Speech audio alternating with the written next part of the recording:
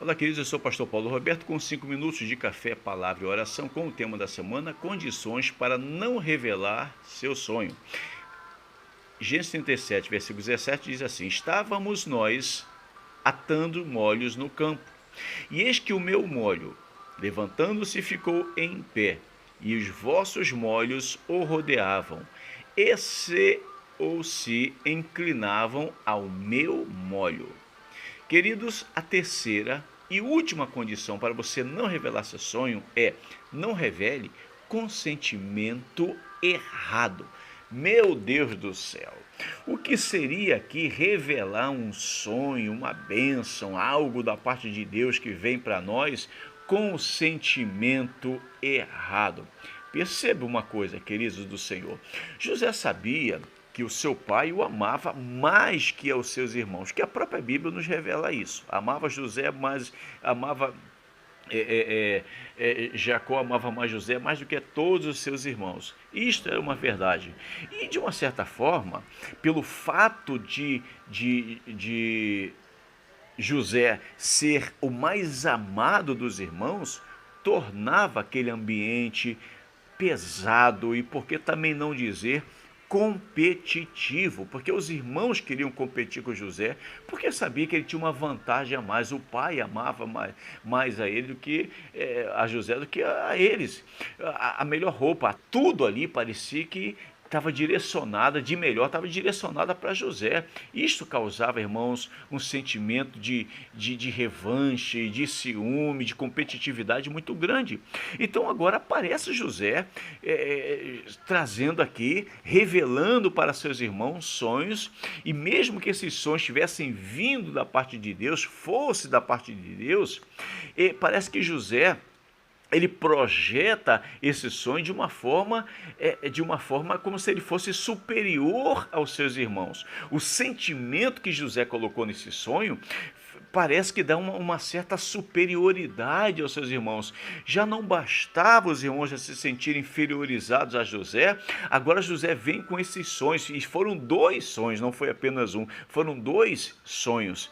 Então, irmãos, da maneira, com o sentimento que José imprime nesse sonho aqui, esse sonho não caiu bem. Os irmãos de José, se já estava com raiva, agora ficou com ódio de José. Sabe, irmãos, eu não tenho dúvidas que de um jeito ou de outro, talvez você pergunte: pastor, mas não era importante contar o sonho, porque aí se José não tivesse contado o sonho para os irmãos, não teria acontecido tudo o que aconteceu. Me permita falar, meu irmão, se Deus tem um plano na sua vida, Deus não precisa de interferência humana para que você chegue onde você tem que chegar. Então perceba uma coisa: quando José conta esse sonho da maneira que contou, com ar de superioridade, algumas coisas aconteceram com José aqui. Daí a gente sabe muito bem que José foi o segundo homem mais importante naquela época que existia no mundo. Primeiro, humanamente falando, era o faraó, o rei do Egito. E o segundo era o governador. José assume uma função de governador, o braço direito de Faraó.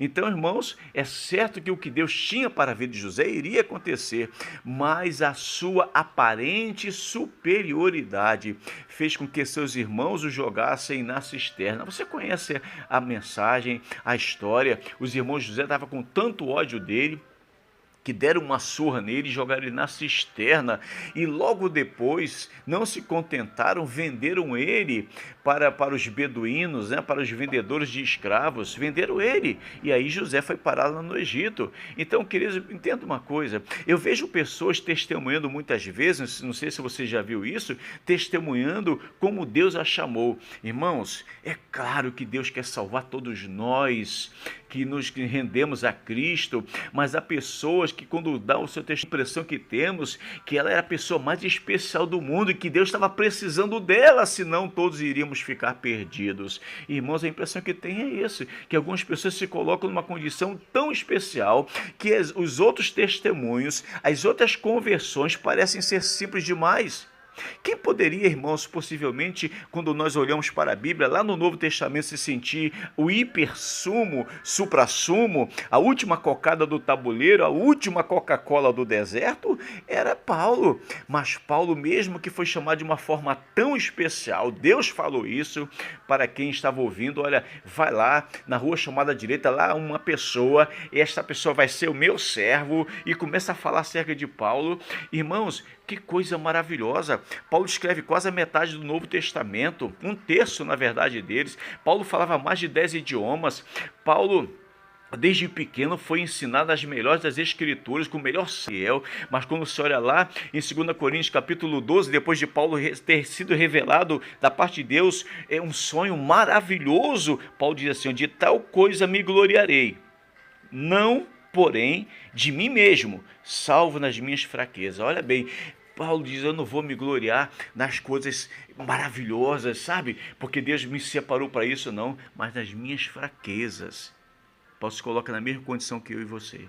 Em nome de Jesus, Senhor, nos ajude a não termos soberba em nosso coração e não usar de sentimento errado para contar aquilo que o Senhor nos revelou. Amém? Minha irmã, se a mensagem falou com você, curta, comente, compartilhe. Se não for inscrito, se inscreva no canal. Até semana que vem, se Deus permitir.